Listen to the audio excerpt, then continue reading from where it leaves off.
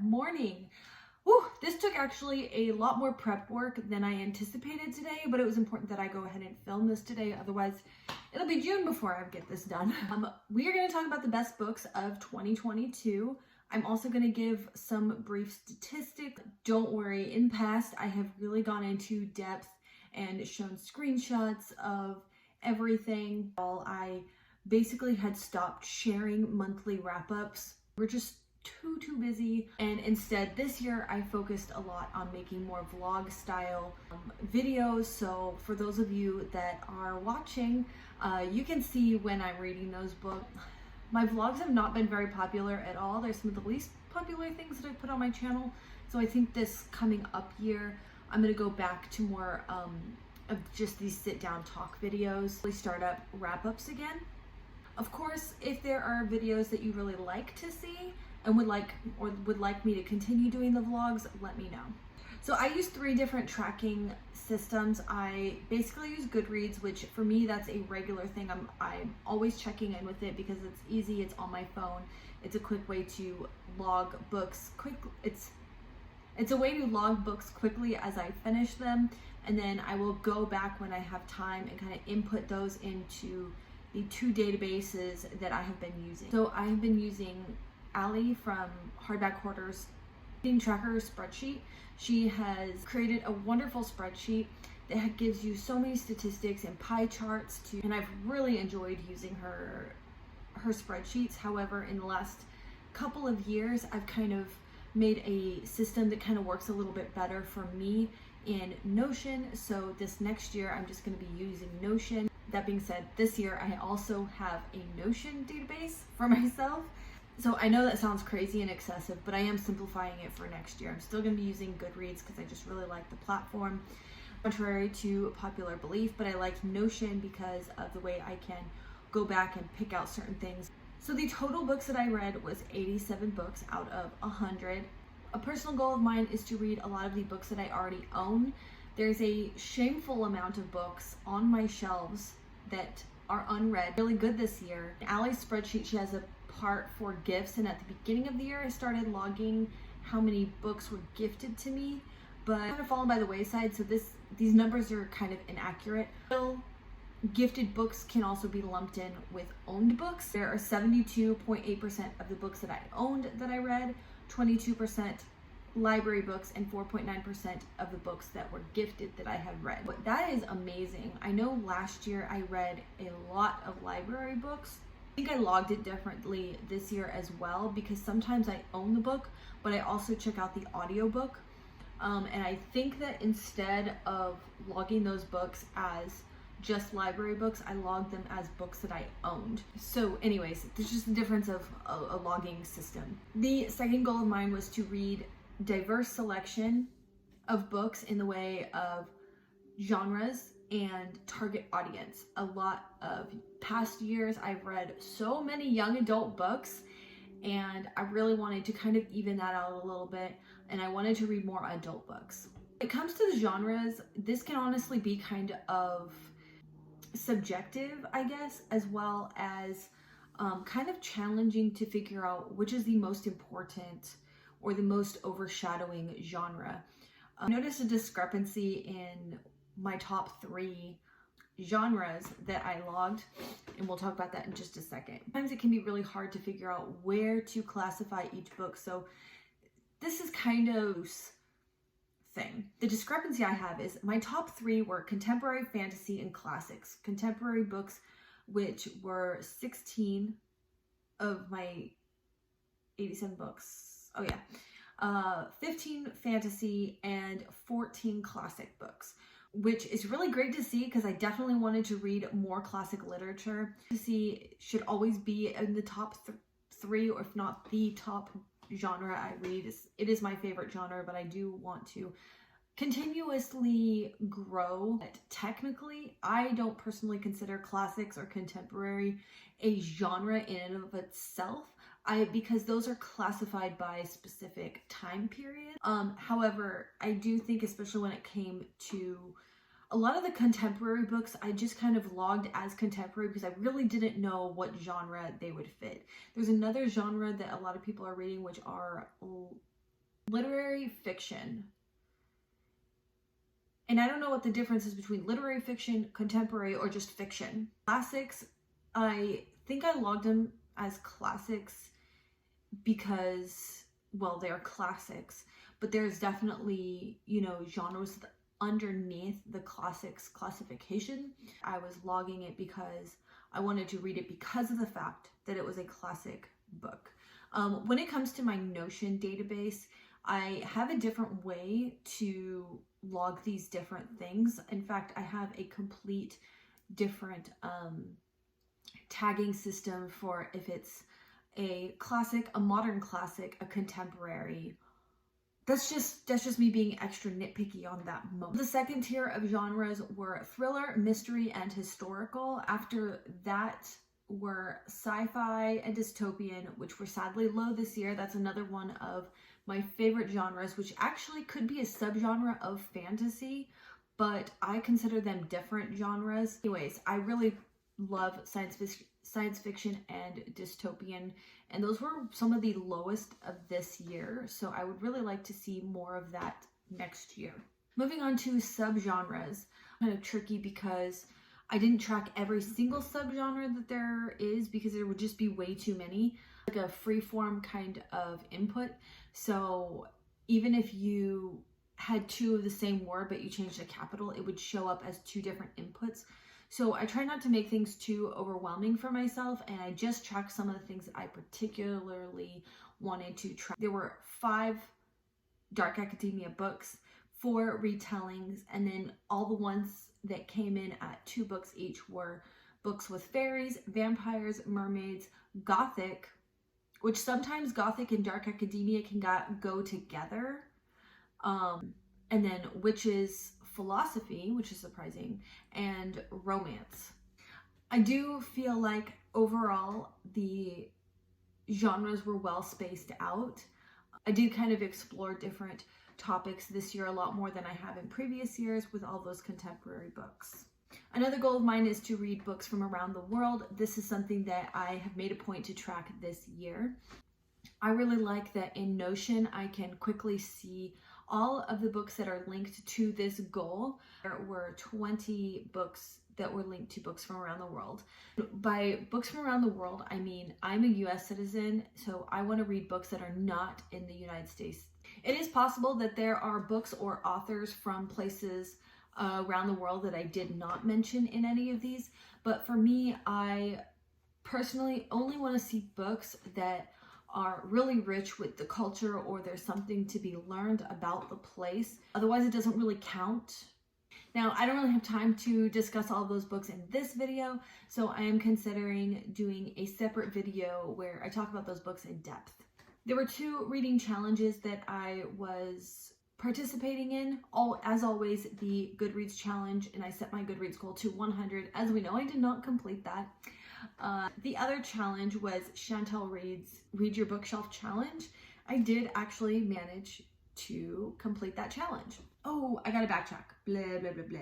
Still, there's a lot of young adult books that I read at 53%, which is 41 books. So over half of the books I read were intended for young adult audience. And sometimes there are kind of gray areas whether or not it should be young adult or middle grade. Sometimes there's not really a specific intended audience. There was, I think there's a couple books that would have been perfectly fine for a young adult audience, except for the fact that there just seemed to be written more for an adult as far as like subject matter just would not be interesting to a young adult audience. So those kind of got classified either to a new adult or adult audience. That being said, these aren't 100% accurate. 23 books for adults, 9 books for new adults, and 4 books for middle grade. This year I read a lot more standalones. Actually, I don't have my last year's to compare to, but I just personally feel like I read a lot more books that were intended to be standalones this year, which I'm really pleased with. There seems to be so many books that are part of series that it just, for me, it kind of gets overwhelming because I feel like sometimes I need to complete the series if I start it. I'm trying to get a lot better about that, where I am kind of being a little bit more selective. Like, is this a series I'm really going to enjoy? Maybe I enjoyed the first book in the series, or maybe I'll give this second book a try. But if it's not a great book, I will kind of just write it out of my mind that I'm going to complete the series. One of these great examples is Dune.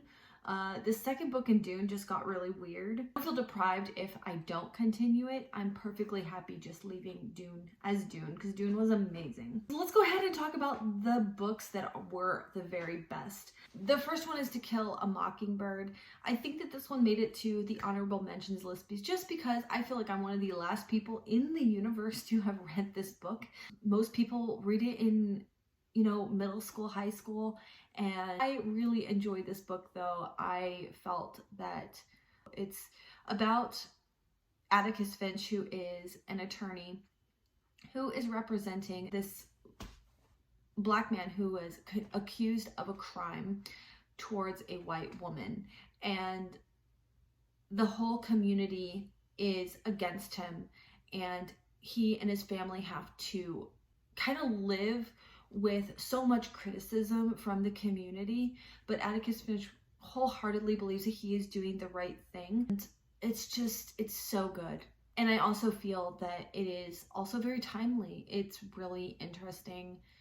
Even though things have changed as far as certain specifics have changed, one thing that hasn't changed is how much society and your neighbors and your peers can affect the legal system, and just how much they affect when they kind of get this mob mentality, which we still see today even with any number of topics.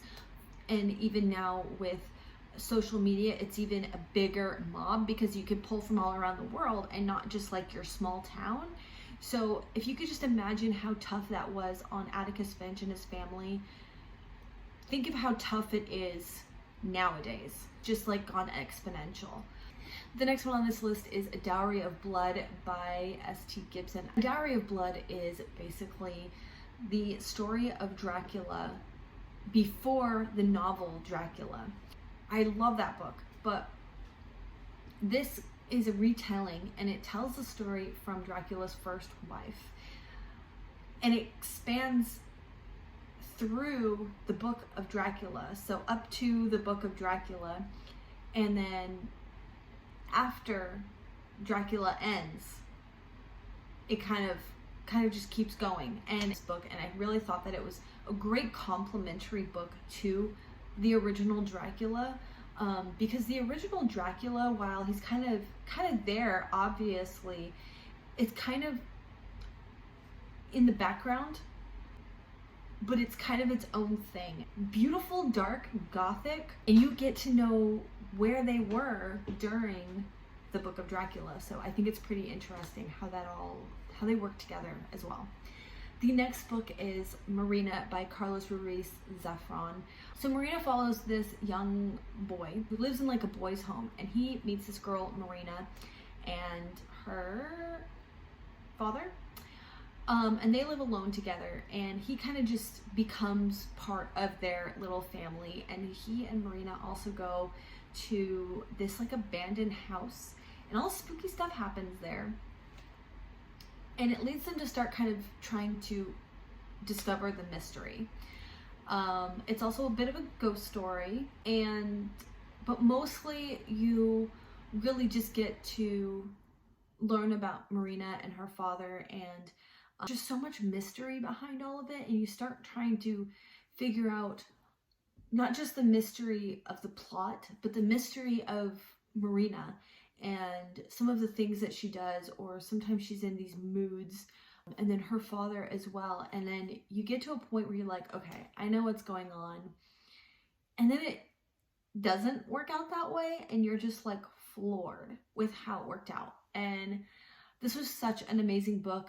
Apparently this is also quite the cult classic in Spain. The next one I read is Normal People by Sally Rooney. This is the first Sally Rooney book, and Rooney was just kind of this author that I was just like, I don't think I'm gonna like her books because it's just kind of this generalized fiction. Topics that not necessarily interesting to me, but at some point this year, okay, I'm gonna have to read a Sally Rooney book because some of these people, I really value their opinions. I'm gonna have to give one Sally Rooney book a chance.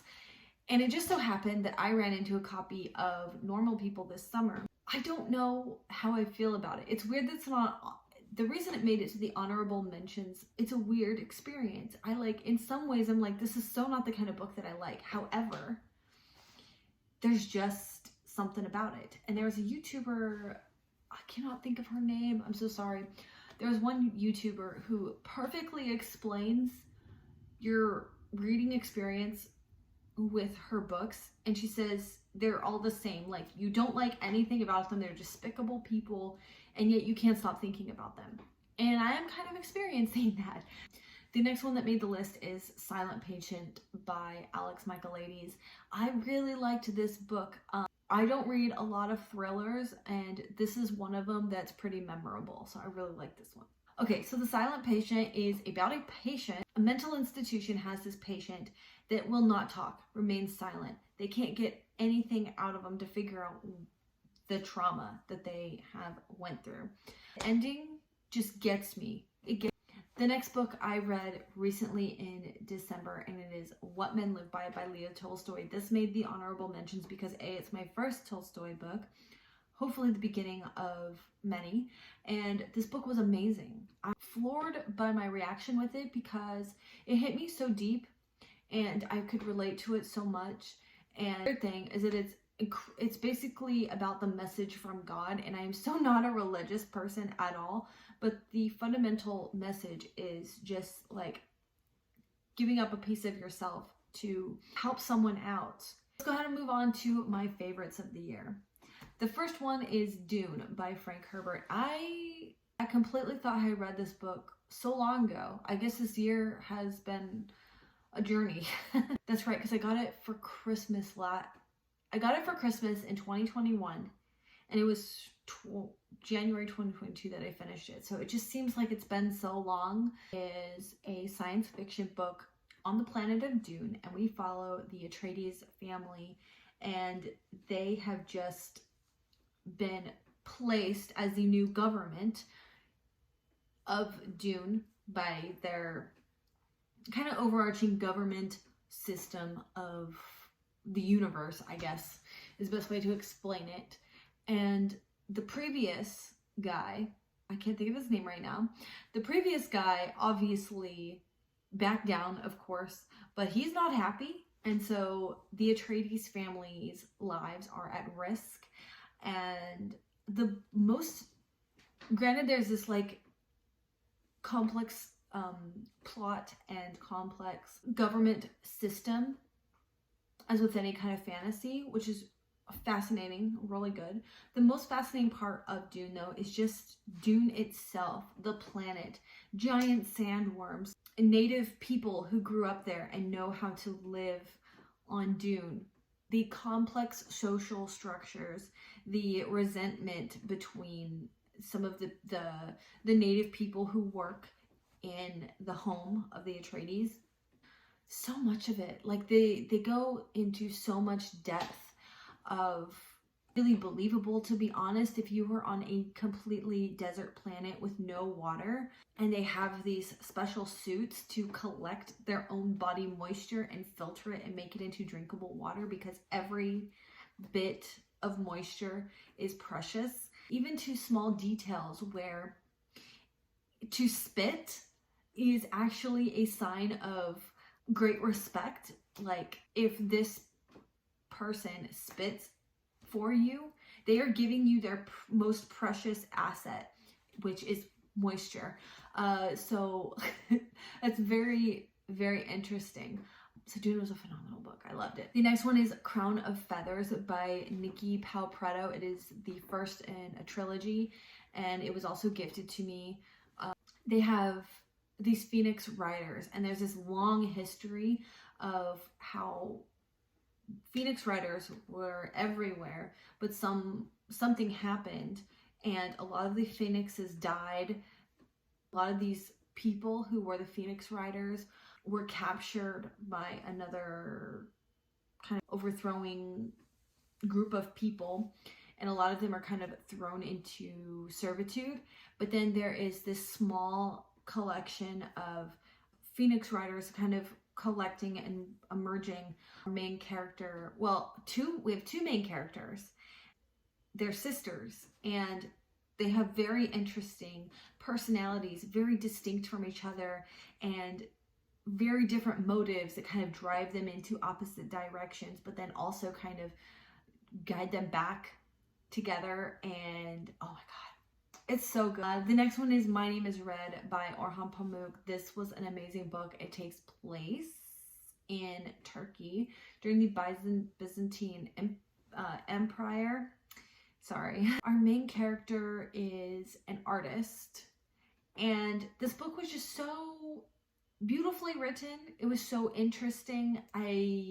Each chapter was like a different thing. Would start the chapter name like My Name is Red or My Name is Dog, and each chapter was told through the perspective of its perspective chapter's name. That's how unique this book was in that respect. Also, the fact that art wove itself all through this book was just a really great way, especially if you like art. There's a lot of politics surrounding the artists who work for I believe it's called a sultan. The overarching plot of the story is this murder and trying to go back and figure out what happened, what led to this man's death. The next of my favorite books is Great Expectations by Charles Dickens.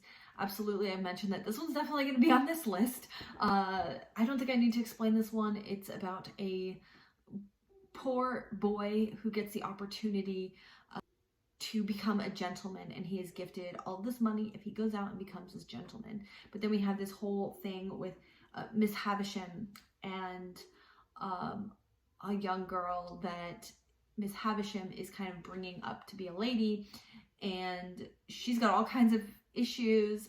The next book on this list is A Man Called Ove by Fredrik Backman.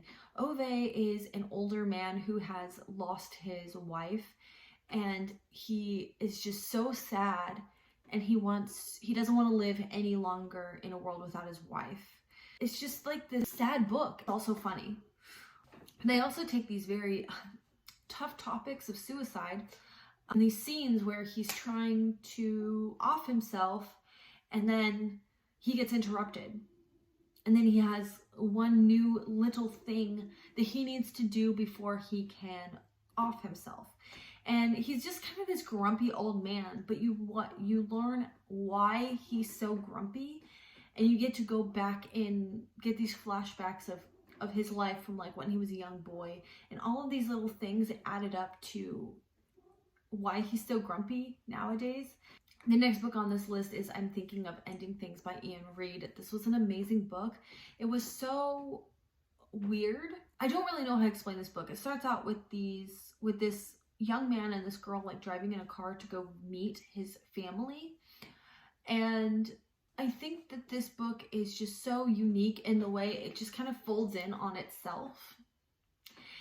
That's all I really want to say about it. I truly think if you have not read this book, like, you need to read it. And the last book on this list is called Z, a Novel of Zelda Fitzgerald by Therese Ann Fowler. And this is, the author said that there is some fictionalized parts of this story, but some of it is also true. So I don't know which parts are true and which parts are fictionalized. It comes together so beautifully in such a really good story. You get a look at F. Scott Fitzgerald through his wife's eyes and tells her story.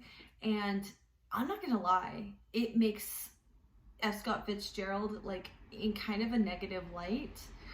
He does not seem like a very nice guy.